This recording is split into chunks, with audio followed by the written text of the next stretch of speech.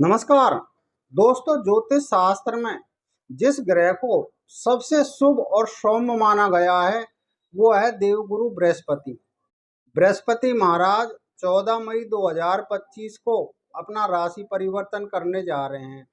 वर्तमान में यानी 14 मई तक देवगुरु बृहस्पति शुक्र की वृषभ राशि में संचार कर रहे हैं, किंतु 14 मई से ये बुध की मिथुन राशि में संचार करेंगे, जहाँ पर ये 18 अक्टूबर तक रहेंगे और 18 अक्टूबर को ये बकरी हो जाएंगे।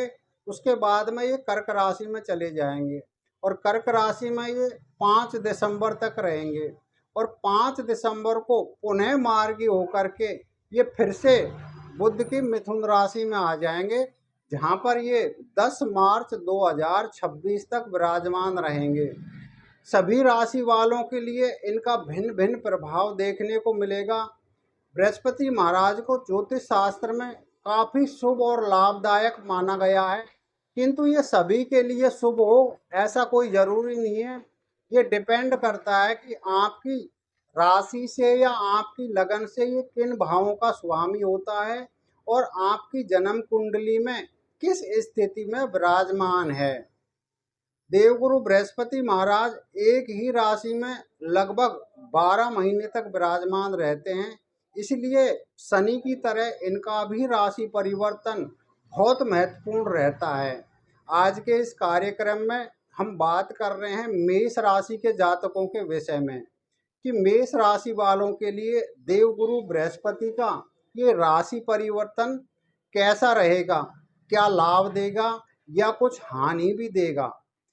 देखिए, देवगुरु बृहस्पति महाराज मेष राशि वालों के लिए इनके भाग्येश और व्ययेश यानी नवम और 12वें भाव के स्वामी होकर के 14 मई तक इनके द्वितीय भाव में संचार कर रहे हैं, जो काफ़ी लाभदायक माना गया है।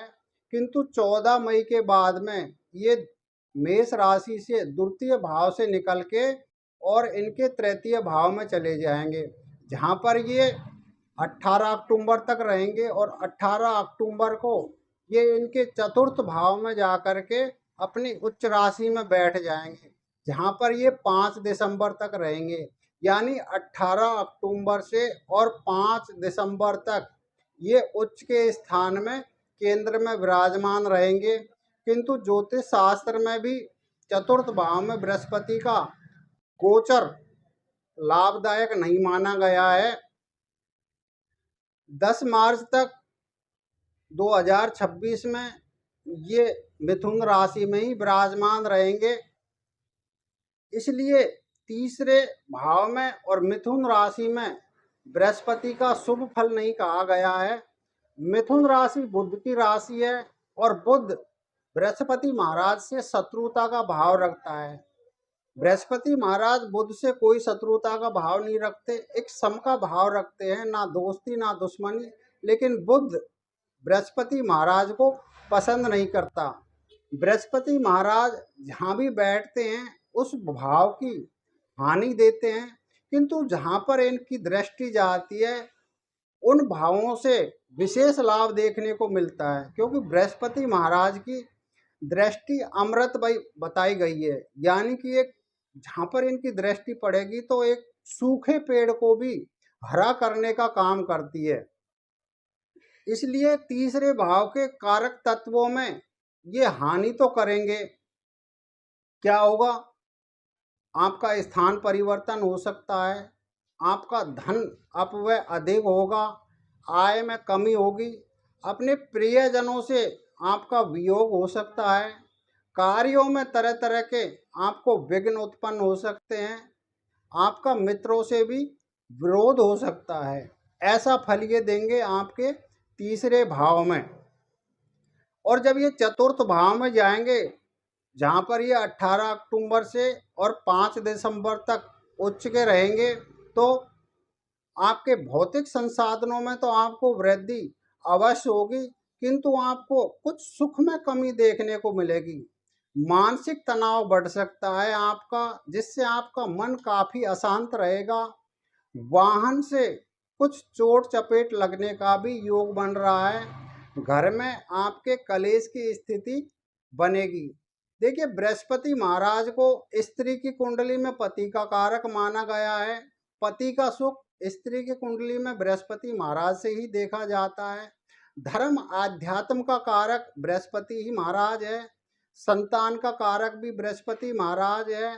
पुत्र, विद्या, आदमी की बुद्धि, विवेक और बड़ा भाई और सोना, इन सब चीज का कारक बृहस्पति महाराज माना गया है।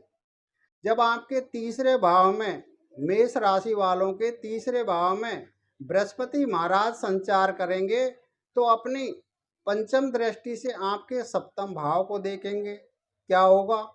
जिनका अभी तक विवाह नहीं हुआ है उनको विवाह का योग बनेगा। बिजनेस में लाभ होने के संकेत हैं। पति पत्नी के बीच में मधुर संबंध बनेंगे। बृहस्पति महाराज तीसरे भाव से अपनी सप्तम दृष्टि से उनकी स्वयं की राशि धनु को देखेंगे, जो आपके भाग्य भाव में पड़ती है। उसका लाभ क्या होगा? आपके भाग्य में वृद्धि होगी। आपकी लंबी यात्राओं के योग बन सकते हैं। यदि आप विदेश जाने की सोच रहे थे, समय नहीं हो रहा था, किंतु इस गोचर के दौरान आपके विदेश जाने के प्रबल योग बन रहे हैं। धर्म कर्म के कार्यों के प्रति आपकी विशेष रुचि मिलेगी। पिता की ओर से भी आपको सहयोग प्राप्त होगा। आपके तीसरे भाव से बैठे बृहस्पति अपनी नवम दृष्टि से आपके लाभ भाव को देखेंगे, जो आपके लिए विशेष लाभदायक है। मित्रों का सहयोग मिलेगा। आपके जो अभी अभिष्ट थे, मनोकामनाएं बना रखी थी, वो इस गोचर के दौरान आपकी पूरी होती नजर आएगी। व्यापार में विशेष लाभ मिलेगा। और चतुर्थ भाव में जब ये आपके चले जाएंगे तो वहाँ से भी इनका दृष्टि का परिवर्तन होगा। कुछ महीनों के लिए वहाँ से भी आपके लिए लाभदायक रहेंगे। चतुर्थ भाव में जब ये रहेंगे तो अपनी पंचम दृष्टि से आपके अष्टम भाव को देखेंगे। उससे आपको कुछ लीवर से संबंधित, पाचन क्रियाओं से संबंधित कुछ समस्याएं उत्पन्न हो सकती हैं, किंतु आपके विरोधियों को, जो आपके प्रति षड्यंत्र रचते हैं, उनको शांत करेंगे। अचानक आपको धन लाभ हो सकता है। चतुर्थ भाव से बैठे बृहस्पति अपनी सप्तम दृष्टि से आपके कर्म भाव को देखेंगे। प्रमोशन के योग बनेंगे। विशेष लाभ होगा। बिजनेस में लाभ हो सकता है। चतुर्थ भाव से बैठे बृहस्पति अपनी नवम दृष्टि से आपके व्यय भाव को देखेंगे, जहां पर उनकी स्वयं की मीन राशि आती है। जब चतुर्थ भाव का स्वामी आपके व्यय भाव को देखेंगे तो उस समय आपका विदेश जाने का प्रबल योग बनेगा। धार्मिक कार्यों में आपका पैसा व्यय हो सकता है। प्रॉपर्टी खरीदने का भी आपका योग बनेगा। कुछ आपके घर में मांगलिक कार्यों का भी आयोजन होगा, जिसमें भी आपका व्यय हो सकता है। प्रिय दर्शकों, ये बृहस्पति का राशि परिवर्तन था, जो मेष राशि वालों के लिए कैसा रहने वाला है। उम्मीद है कार्यक्रम आपको बहुत अच्छा लगा होगा, क्योंकि ये मेष राशि वालों के लिए काफ़ी लाभदायक परिवर्तन करने वाले हैं। और कुछ परेशानियां तो हर ग्रह की वजह से सभी के लिए आती हैं। जरूरी नहीं है कि आपकी कुंडली में या आपके लिए सभी ग्रह ऐसे हो जाएं जैसी आप इच्छा रखते हो। कुछ आपको ग्रहों के अनुसार भी चलना होता है। तो आपकी कार्यक्रम से संबंधित जो भी राय है वो कमेंट बॉक्स में अवश्य दें। और यदि आपको बृहस्पति से संबंधित या किसी ग्रह से संबंधित या फिर आपकी जन्म कुंडली में कोई दुर्योग बन रहा है जिसका आप उपाय लेना चाहते हैं, तो आप हमारे दिए गए फ़ोन नंबर पर कॉल करके और अपनी जन्म कुंडली का विश्लेषण करवा करके हमसे लाल किताब के अचूक उपाय प्राप्त कर सकते हैं। तो यदि आप हमारे चैनल पर नए जुड़े हैं और अभी तक आपने हमारा चैनल सब्सक्राइब नहीं किया है, तो इस बार चैनल को सब्सक्राइब कर लीजिए, जिससे आने वाले वीडियो का नोटिफिकेशन सबसे पहले आपको प्राप्त हो। तो अगले कार्यक्रम में आपसे हमारी फिर मुलाकात होगी। तब तक के लिए आज्ञा दीजिए। नमस्कार।